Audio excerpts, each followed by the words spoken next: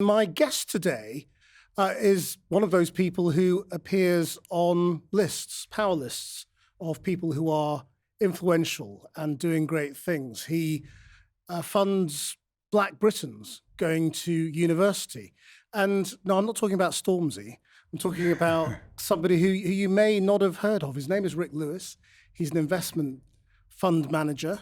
And he was voted the most powerful, influential Black Briton for 2019 recently on the list, the power list. Why do you think you got that accolade, first of all? Do you think you are the most powerful Black Briton? Well, I think the actual ranking of individuals is less important than what Michael Abota and Powerlist have really been doing. I think that they've been creating a community that celebrates ourselves, at some level providing our own pastoral care to ourselves, which is great. I think, why did I wind up on the list? Because I think I've decided to sort of take myself out of my comfort zone and move a few stones to help build the proverbial village that changes things, little and large.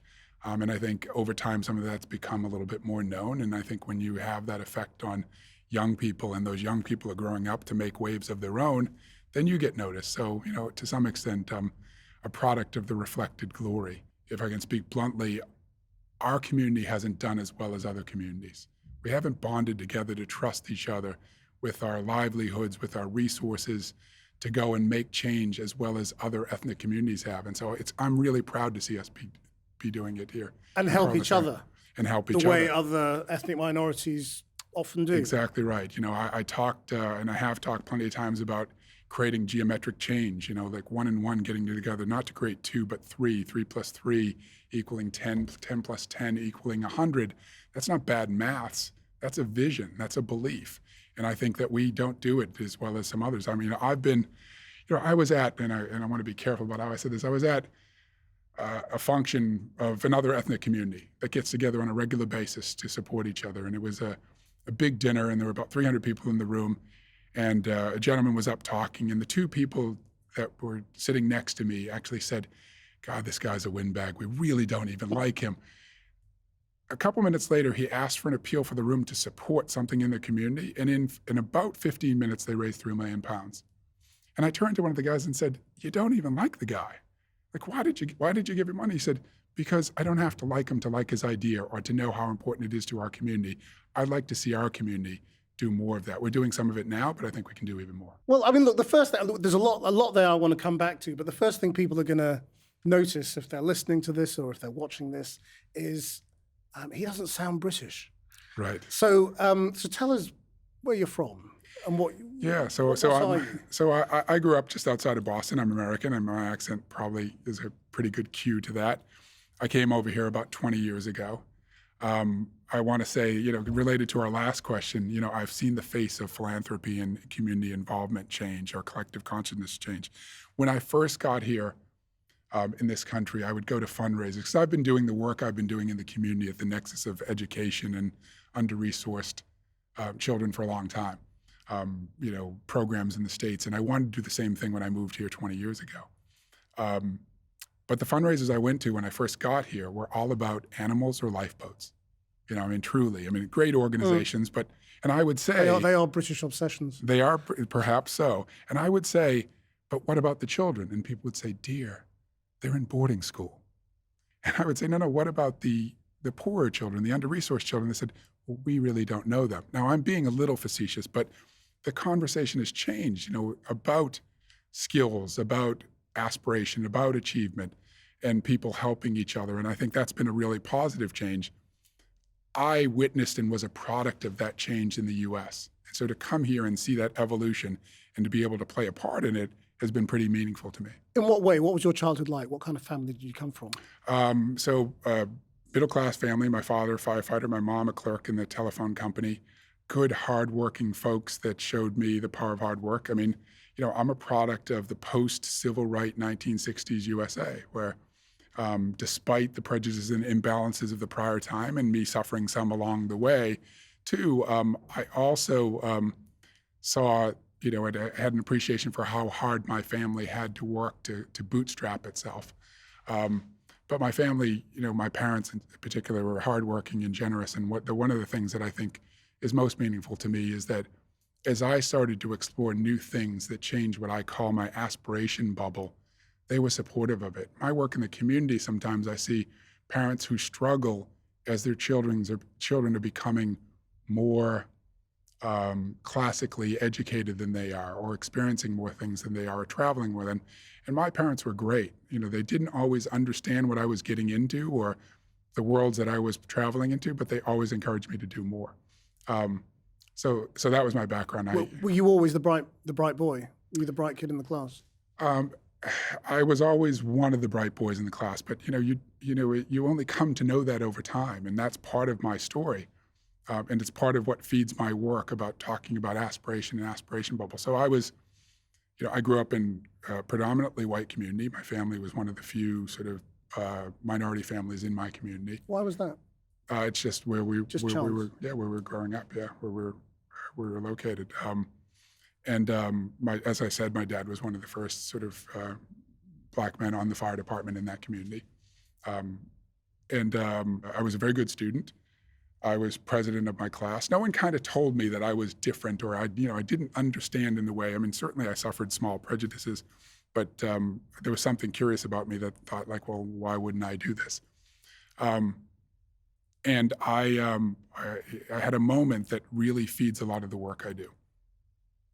I was in my ultimate year of high school and was planning on going to university. Now, 2 years prior to that, I actually didn't know what the Ivy League was. That's like growing up here and not knowing what Oxford and Cambridge or the Red Bricks are.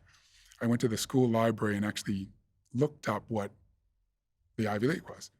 And I was in the hallway of my high school, and the director of guidance, the people that are associated with helping sort of the further education or experience of kids children after they graduate high school, came up to me and said, "What are you going to do next year?" And I said very proudly, like, "I'm going to go to university." He kind of slapped me in the head and said, "Of course you are, with your grades and stuff, but what university are you going to go to?" I was the product of perhaps a guidance counselor that had worked too many years and had seen too many children and had gotten tired and bored.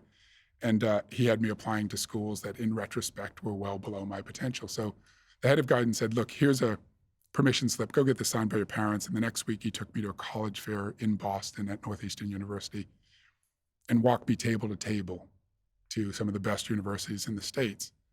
And they all kind of responded and said, "Please apply to our college or university." And so I did. I got into everyone. And that's the beginning of somebody who, outside of my own family, stepped in to care to change my perspective on what was possible for me and change what my aspiration bubble was. And that was just based on him knowing your grades, or him knowing you personally, or what?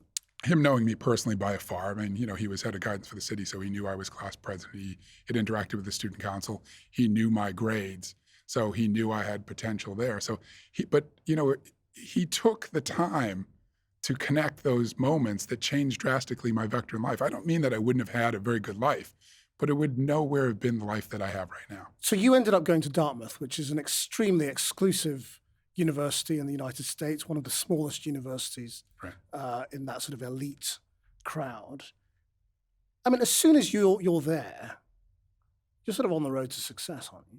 Yeah, but you have to know that, right? And that's what changed. That was the eureka moments for me at Dartmouth. I got to Dartmouth, and of course it was going to be challenging and helpful educationally. I mean, again, my family didn't know what it opens up. I mean, Dartmouth has an incredible alumni network, which was going to change my life.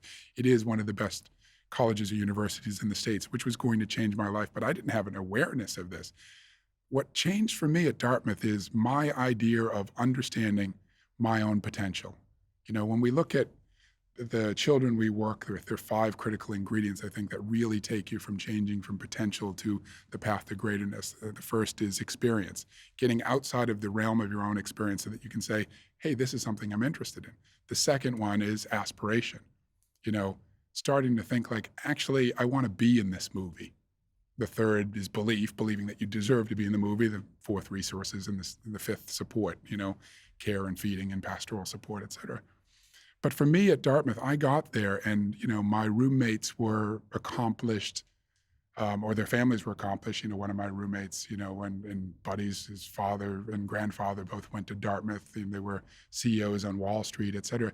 I started to look around and started to experience in some subtle and not so subtle ways that if these are the sons and daughters of the captains of industry and the arts and science, I want in. If these lovely, friendly knuckleheads are the ones that are going to take over the world, I want to be one of those knuckleheads. A lot of kids would have been intimidated by that. So why weren't you intimidated? Did you just have a sort of an intellectual confidence? Or? Well, I think retrospect is perfect, right? So I'm sure there were moments where I was. I should also say you're extremely tall, so that maybe has something to do with it as well. But, well, to some extent, I think what happens, or by chance. So first, I would say retrospect is perfect, right? So I'm certain that I was intimidated in moments, and I can probably conjure up or remember some. I just didn't feel comfortable, and you had to work your way through that. But I think there's a couple things. I think growing up in the community I did, in an all-white community, without knowing it, I probably learned some skills, not how to fit in, but how to excel in places. I think that one of the skills that I've learned or grown to be good at is being able to be very comfortable in environments that aren't my own, to adapt pretty quickly. I think that's one of the things. I think the second thing is that you, in those moments, draw on things that you are good at. So I had basketball and being part of the basketball team and part of a community that would anchor me as I was exploring other things. And then I think there's just part of me that is probably just cheeky, which is I don't mind getting in and mixing it up and building relationships. I think moving over to this country was that moment. When I first moved here, people would be like, well, that's lovely. You're a Yank. When will you be going back? And then a couple of years later, they go, you did what? Right? And some of my friends are some of the biggest sporting athletes in England. And I think the reason I became friends with them is because I have that cheeky attitude where we'd be playing golf or another sport. And I wasn't like, well, you're the greatest batsman in cricket history. I was like, you owe me 10 quid, mate. Fast pay makes fast friends. You need to pay me now. And I think there's a little piece of me that's like that. But I'm sure I was intimidated, as everyone is in those situations. Why do you think your own experience is one that so many other young Black British kids can learn from? Because I think when I talk to them, I say, I am no different than you. I'm from the same background. There is nothing special about me that you don't already possess. I think it really is about determination. I think the world has a deep desire to try and help, if you want to tap it, to try. I really believe that the world will help people that are committed, semi-talented, ambitious, hardworking triers. And I say, that's what you need to do. You need to be a trier. But there are some key ingredients. I talk a lot to young people about trying to make sure that they're the one or one of the few. And what I mean by that is a lot of people, for very good reasons, get in their own way. A story I tell, or ask them, and I'm in these situations, I said, when you wake up in the morning, is there anyone standing by their bed blocking you from getting to the bathroom? And they said, no, what are you talking about? Of course not. I said, when you get to the bathroom, is anyone blocking you from getting your toothbrush or the face cloth or getting into the shower or the bath? They're like, no, mate, why would someone be there? I said, that's right. No one's waking up playing man-to-man defense on you in your life.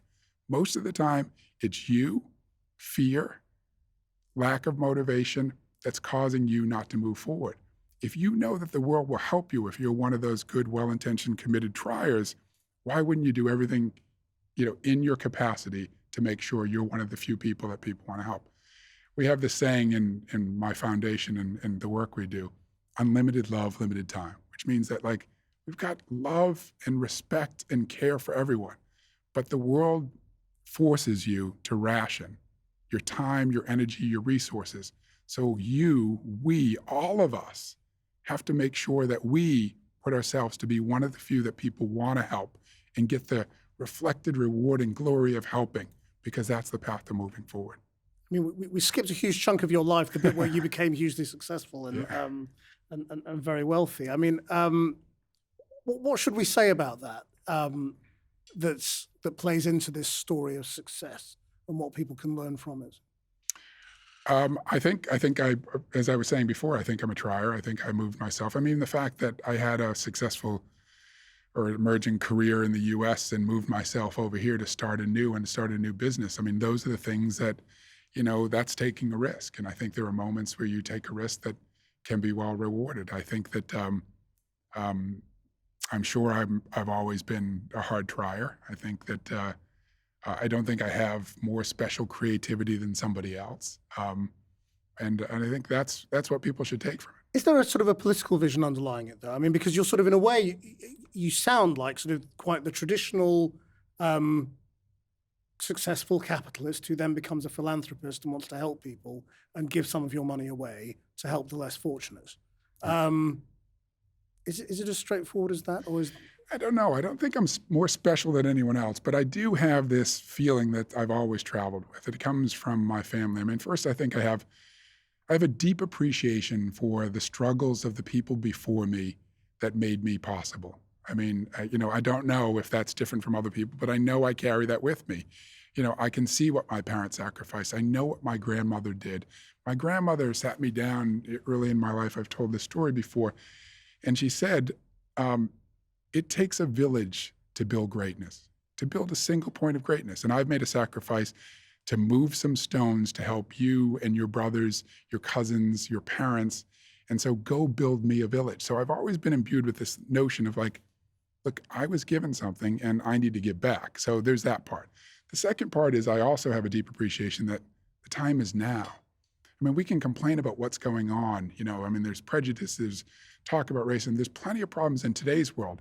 But I am very, very sure that I want to be doing and acting in this now versus 50 years ago, 100 years ago, 150 years ago. And everyone that I ask this question, would you rather be playing in the game now, or would you rather step into your parents' or grandparents' or great-parents' shoes? Everyone picks now. So, I have an excitement that this is the time to be making change. I think that's part of it. It's interesting that several minutes in, we haven't talked about racism. And so is that because you perhaps think that self-belief and confidence and hard work are bigger obstacles, if you like, than racism and prejudice? No, I think they're equal things. I think about the three things that I'm working on outside of work that are my passions. One's the educational philanthropy and removing barriers to aspiration and achievement for young people. The second is empowering our community to do a much better job of amassing resources. And we're in the process of creating a fund to do that. And, by us, for us, with us, and alongside us. The third is diversity and inclusion. And I think that, I'm trying to think about how to expand my footprint, personally, corporately, professionally, and in the community to do that. I think they're all equal issues.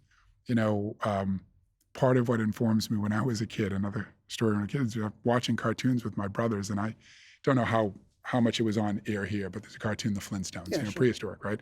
And I was watching The Flintstones, and there's no brown people, no black people in The Flintstones. And then an hour later, I was watching The Jetsons. Futuristic, what the world was going to become, and there's no brown people in The Jetsons. And I thought, God, there's no brown or black people in the past or in the future. So there's a problem with either the story or the storyteller. Like, it's only years later that I realize it's both. And so I think your point is, I don't mean to say that there isn't real issues here, and they're ones that I take off, that ones that I have suffered, walked around, bent around, jumped over, and they're real issues. So, I tell a lot of the children that we work with, the struggle's real, but it's not going away. It's about how we deal with the struggle. And remember, the time's now, and it's much better than it was. It may get much better, but you need to play a role in that. Why'd you say it's much better than it was? Well, because I think I'm talking about a long-term historical perspective. If you really think about it, if I think about where my family was 150 years ago, and I don't want to be flippant about this, but someone probably owned us, right? So it is better now, no question. Whether it's better today than it was 3 years ago, that is certainly up for debate, right? But what I like about today, what I'm pleased that we are, is there's a conversation about what's going on. Whether it's the Me Too movement, whatever, no matter where your perspective is on how far the pendulum has swung, far enough, not far enough, more to do, we're having the conversations. And they're hard, and they're painful, and sometimes ugly and costly. But we're having conversations that we didn't have. There's miles to go before we sleep, for sure. But we're in the conversation. You work in the investment world. You have, I'm sure, lovely offices in Mayfair. How many people like you are there in your world? Not enough. I grew up in business in the States, and when I started it, there was very few of me there. Now, when in the States, there's a lot of me there. So I've seen the change over 30 years. I'm not saying there's enough, but there's a good representative view, a good representative collection of us, however we want to define us or me. In the US? In the US. I don't mean it's enough, it can always change, and it's from top to bottom. There's people, so we're making progress. When I came over here, I would go to a conference, in the real estate private equity world, and there'd be 500 people there, and it would be just me if I measured it as brown people. I mean, if I measured it to brown males, just me, a need for change. Now that is changing and has changed, but we need to continue to do more and be open to more. Myself and at Tristan, we have a very international business. So we're from 20 countries and speak 25 languages. So, in terms of diversity, we have a lot of diversity. But, I'll be very open about this. We still don't have enough brown people. I mean, not that there's a quota or whatever, but I know the intake, the opportunity, the collection of people in our industry is still small. And so we're trying to work at the grassroots level and outreach to try and bring people in the industry to help them understand the pre-qualifications that they'll need to be successful. But that's no different than I look at our business, and while I think we're better than the industry averages, which is a nice pat on the back, we don't have enough senior women in our leadership. We're working on that too at every level of our firm. So there's plenty of work to do. Do you believe in positive discrimination? I believe in positive consideration. Maybe that's a way to think about it. I don't want to think about discrimination. I mean, it's a tricky question because I know that at some point I was the beneficiary of someone being open-minded enough to say, you know what, on this coin flip, let's take the kid that's brown. And so I want to be open to positive consideration on that coin flip. But I understand if the pendulum swings too much, that can be harmful too, where you're picking people because they have a certain characteristic, but they're not as qualified as somebody else. I want to be open to positive consideration. So what you say is the coin flip. So what you're talking about there is if you have two candidates the same. Right. But the truth is, no two people are ever the same, are they? I mean, no, but sometimes the differences can be hard to discern. Right? You get two people from the same school, the same academic background, the same scores. The reason I know this is I look at the intake at, elite U.S. universities. The university I went to got 24,000 applications for 22,000 spots for a class of 1,100. I mean, the admissions process by which they're trying to figure out how to build a diverse and inclusive population, and they're looking at those, and there are moments where the candidates have to be virtually inseparable in terms of, trying to figure out who could be better. So you start having to think about curating for the type of environment you want. What are you trying to create? What do you want to be? What does the whole look like? How could this person or this group of people stretch you to be a better whole?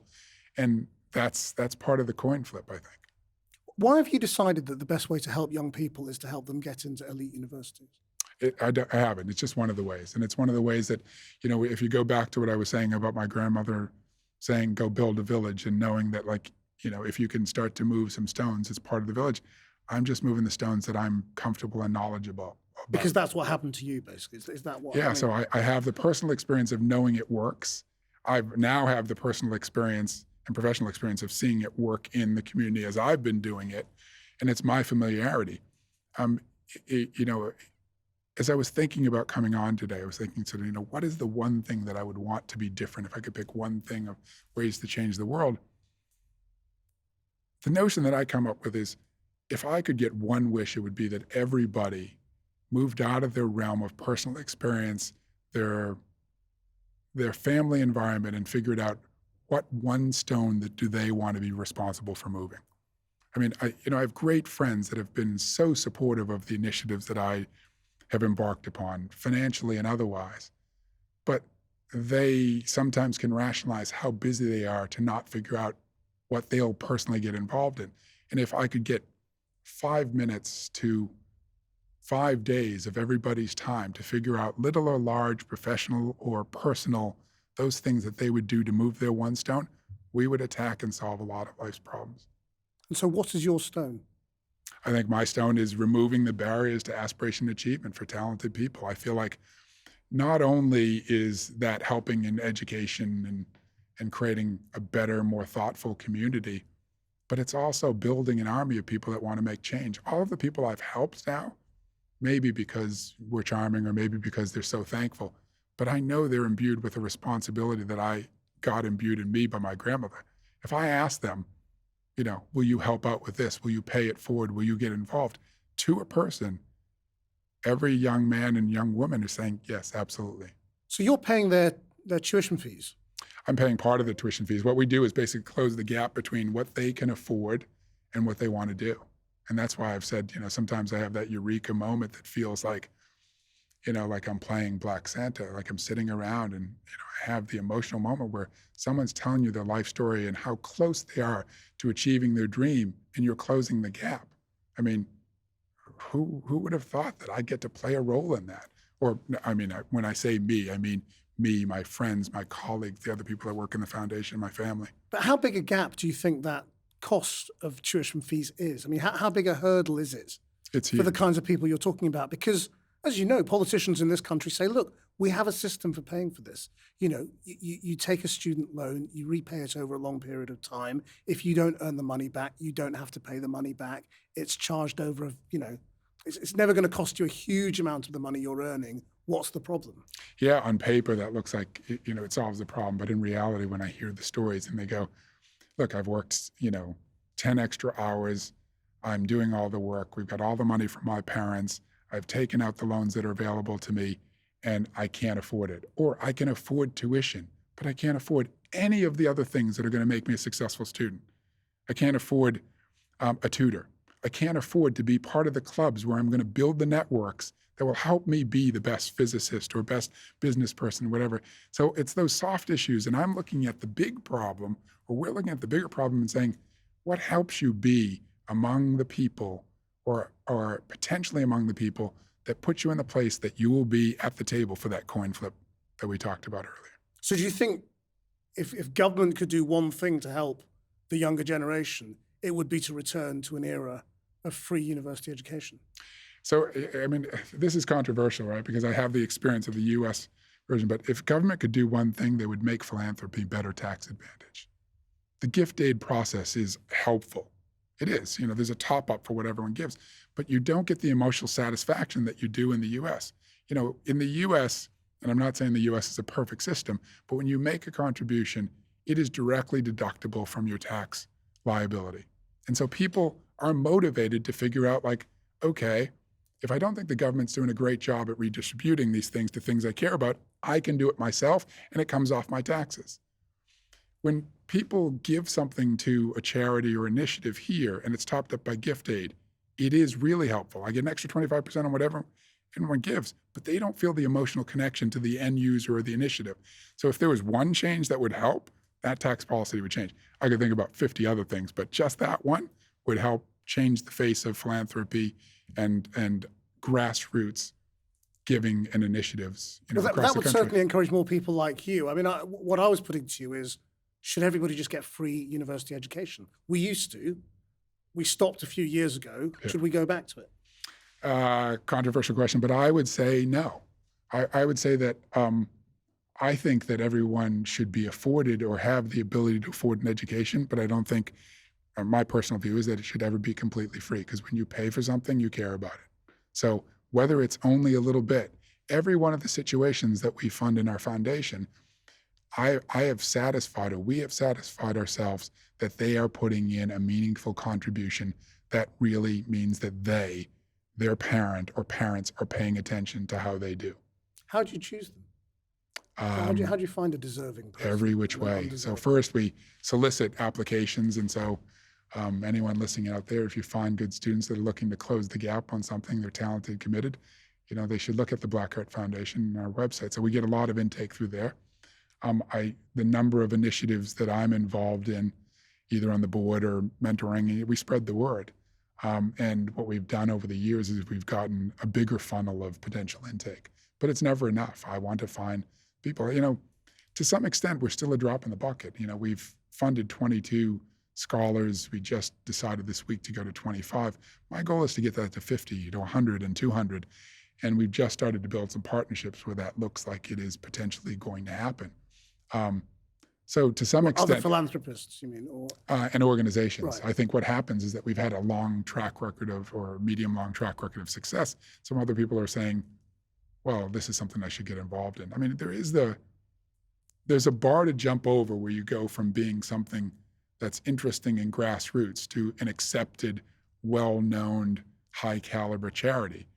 And to some extent, we haven't been our own worst enemies, but we've been happy to work in privacy or semi-obscurity to just do what we're doing and change things 1 and 2 and 5 people at a time. But I think now we're on people's radar screen and people are saying, that's something I want to support or partner with. When you meet young people and they say, I want to get to where you are, right? Your position in life, do you explain to them what the gap is between the young kid who lacks confidence but is bright and what you've become? Because what you've got, and I see this a lot across the table a lot, is you've got that aura of success around you. You are you're well-spoken, you're charming, you look good, you're well-dressed. You've got that sort of sheen that rich, successful people have. I'm glad you don't have the old pictures. So how do you ever tell people how to get that? Well, first I help them understand that, you're seeing me on third base. I wasn't born on third base. I know it's an American vernacular baseball, but it's I wasn't born in this advanced stage. You just see the end. Because I get plenty of kids that go, I want to be like you. I want to be wealthy and successful and have a good lifestyle and go on holiday. I'm like, right, because you're seeing me in my fifth, sixth decade, right? You're not seeing all the struggles before where I didn't look good, I was awkward, I had to do hard things. That's what I'm getting at. Yeah. Yes, all of the above. They don't see the teams that I got cut from in baseball and basketball and et cetera. I played top-level college basketball. I'll just leave it there. But I didn't play high school basketball. I got cut from my high school basketball team my freshman and sophomore year, my first and second year. I mean, people say, how could that be? You played Division I college basketball. You played against Michael Jordan. How did you not play high school basketball? I'm like, yeah, because you don't see the whole picture. Now, I mean, I was also 5'2" when I started high school. I grew 12 inches in high school and 10 in college. So in addition to practicing and playing and being competitive, I also get some, physical benefits along the way. But people only see the end product. And what I try to remind the students that I talk to is that the struggle is real. You're going to be scared. It's going to be hard. But try to let fear be your tailwind and not the headwind. Because, normalize it. It's going to stink. I said, it's work. I joke sometimes, it's work. If it wasn't work, it would feel like a beach in the Caribbean. It doesn't. It's work. Don't be afraid of hard work, because that's what it takes. But if all these hard edges have been knocked off you, have they? I hope so. Well, yeah. That's the question. Today. Is this just a process that you've gone through of growing up and becoming successful, or have you fashioned yourself? How much of it has come from you deciding to do things and be a certain way and have a certain ethic, and how much is it an organic process that once you're on that path, right, it just kind of happens naturally? No, I think there is a piece of me that has always been eternally curious about, what is the next thing? What can I do? I've never been happy with, I'm much more interested in saying why than why not. A couple things that I struggle with here, and I have 2 teenage daughters, and they'll tell you that the forbidden phrase in my household is, I can't be bothered. I can't stand that. It's what do you mean you can't be bothered? You can't be bothered to breathe, live, have dinner, et cetera. So there's a piece of me that, I know that probably fits this, but I don't think that it is innate. I don't think that it isn't something that you can learn. There are plenty of things that I haven't done well that I've had to just make myself get better at. I think the second piece is that it's all part of a process. As I start to think about, how I'm better at the executive CEO and chairman level of my business rather than being a day-to-day worker, doer, senior contributor and work on that mix. I'm starting to think about how do I curate the rest of my life? And so I'm curious. So that's a process. I don't have 20 people that look like me, that have the same background as me, that were on all the best boards that can go, here's exactly what you're going to do. So just like they're trying to figure out, I'm trying to figure out, like, what is the right way to curate the next 20 years of my life? It's the process we're all going through, self-discovery. It's really exciting and sometimes scary as all heck. The other thing that will have happened to you, though, from the moment you went to Dartmouth, is that you were surrounded by white people. So culturally and in terms of behavior, how much of that do you think you've taken on and ditched your own history? Well, I think I was surrounded by a lot of people. I mean, yes, maybe it was a predominantly white environment. And I think I've already spoken to the fact that, like, I do believe that I develop skills that or a comfort or an ability or an aptitude to be in diverse settings and not let it make me feel like, do I belong here? What am I doing, et cetera. That does not mean that I didn't feel that way several times along the way, because I certainly did, but I think I just had a lot of practice at it. So what do you say to young people who feel that discomfort? Practice, practice, practice, get in the game. I mean, the truth is like, what I've seen is that wonderful moment where some of those young people go from like, wait a minute, they're just as uncomfortable as I am. So why don't I take control of the script? Why don't I take control of the mood here and engage with them? I mean, what I don't want to encourage is people being disarming by patronizing themselves, right? That's just a bad pathway for anybody. But I think there are places where you can meet in the middle. There are plenty of times where I disarm people. I have to. I'm 6'10" black guy, right? Like sometimes I look in the mirror and I go, God, I'm like circus tall. I mean, like I'm really, really big. So it wasn't just because of my ethnicity. I think I had or learned a way where like I became or found ways to become approachable. And so whatever your gift or your difference is, I don't think it's something that you can't learn. Is your family all as tall as this? I have two brothers that are 6'5" and 6'8", and I have two wonderful daughters that are track and field and netball athletes. My eldest one that's in University of the States, by the way, at Dartmouth, is 6 feet tall, and the younger one, who's 15, is 6'4". What effects do you think being tall has on your outlook? I think there's the dual effect. I mean, there's probably plenty, but I think the first one is that your presence. So you walk in the room, you're noticed. Good or bad, you're noticed, right? So there creates some pressure on sort of what kind of, effect you want to have in the room. I see my 15-year-old negotiating that now. People think, wow, she's wonderful and beautiful and stunning and well-spoken. And sometimes she just wants to be quiet and not be there. She wants to be a quiet 15-year-old. And other times she uses it and owns the room, even at 15.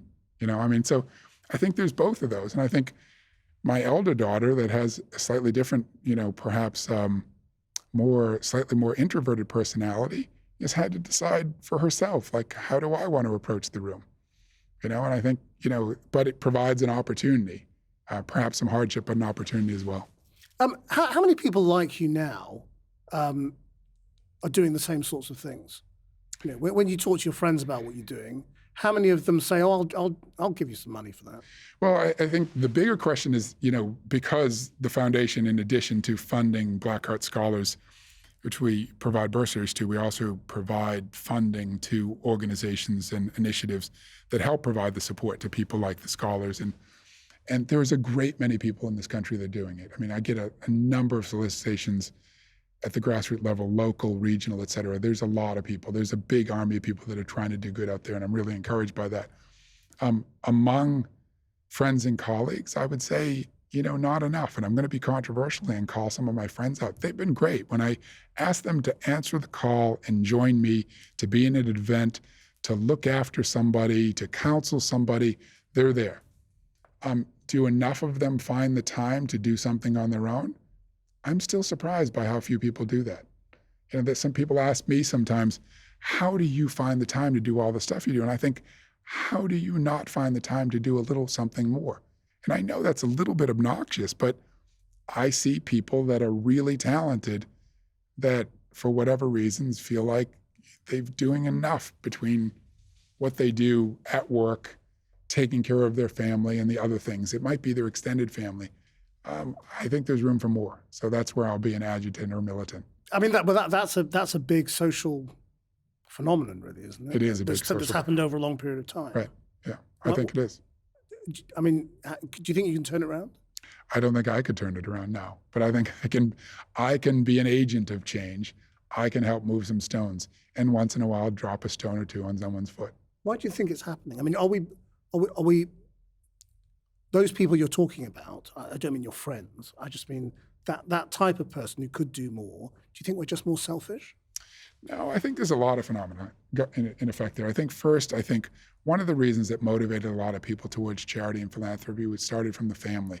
You learned values at home that said we're going to take care of ourselves, and you saw your mother, your grandmother, your grandfather take care of the person next door that had a little less, right? You saw those examples.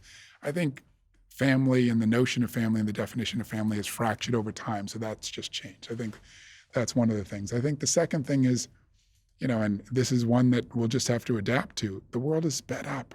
There's so much coming at us so quickly. I think people are truly overwhelmed by all that's in front of them.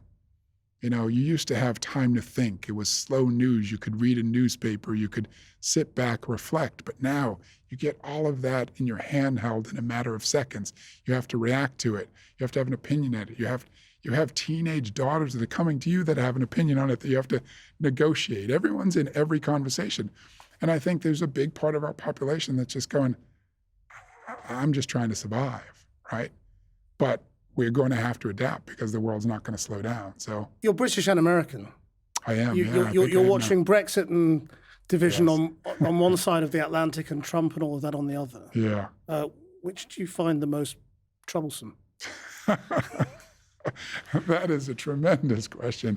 I don't think you could even pick between the two. Talk about a coin flip about which disaster is worse. Sorry, I am conveying my my political leanings, I guess, perhaps in the U.S. Well, that's a good thing, isn't it? I mean, I think it is a good thing.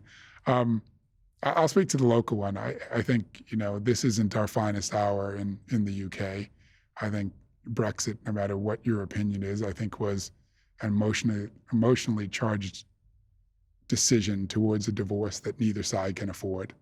I think it is a slow motion car crash that will end up with more than a few injuries, but probably no fatalities.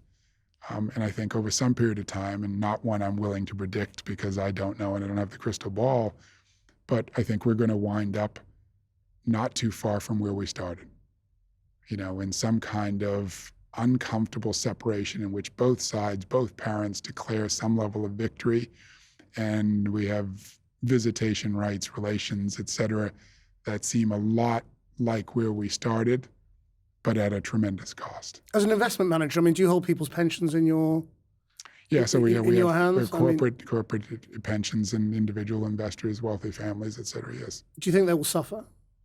I think that in some period of time, I think there'll be volatility in markets, that there could be a repricing of performance. But I think over the time, our job is to negotiate that to make sure that they don't suffer. And I'm not worried for the long-term value of the investment performance of the type of capital we manage, but along the way that there will be some. So where is the pain? Have some turbulence. Oh, there's pain along the way. You think about it. Let's use another example. In 2008, the global financial crisis. We had a whole restructuring of our global economy. There was pain along the way, but we find our way back.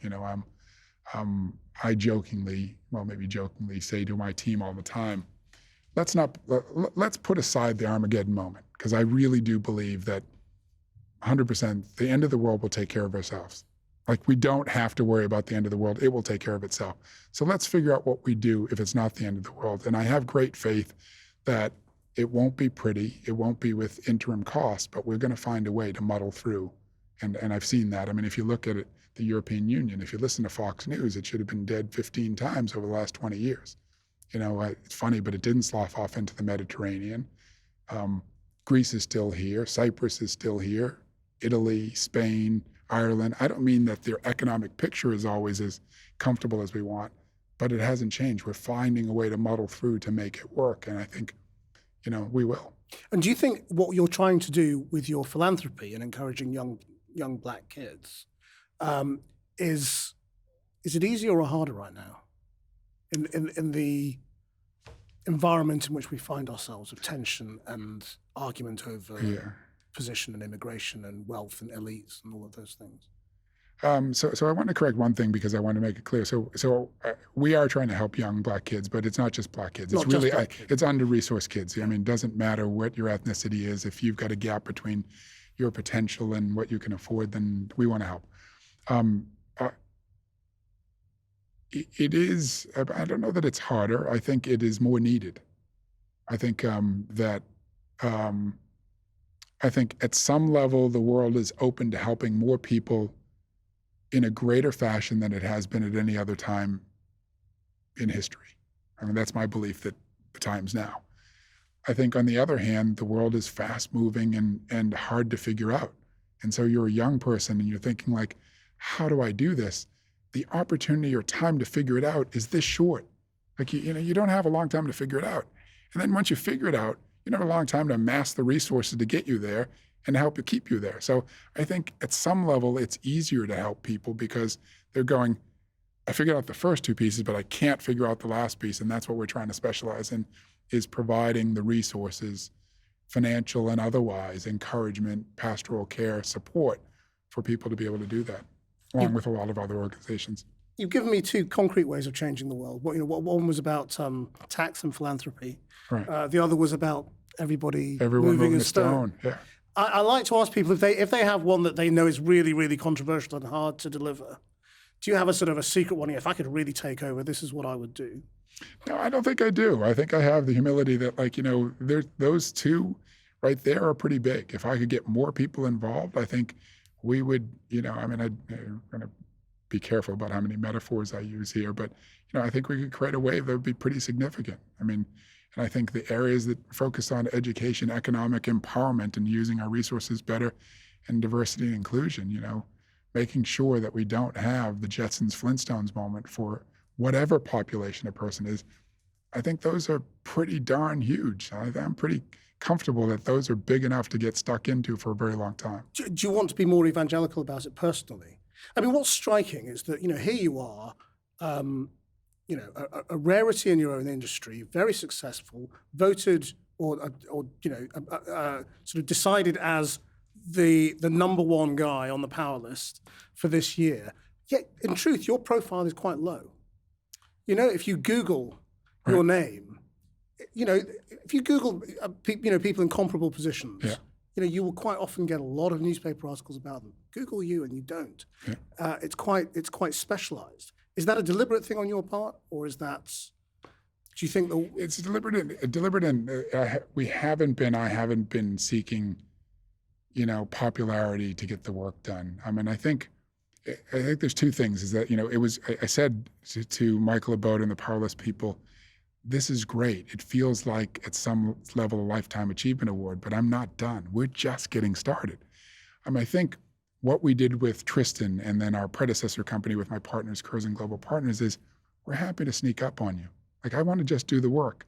In the end, my goal is to do it so well that makes you feel like two things. One, that's aspirational. I want to get involved. And two, I actually feel bad. What have I been doing sitting on my hands?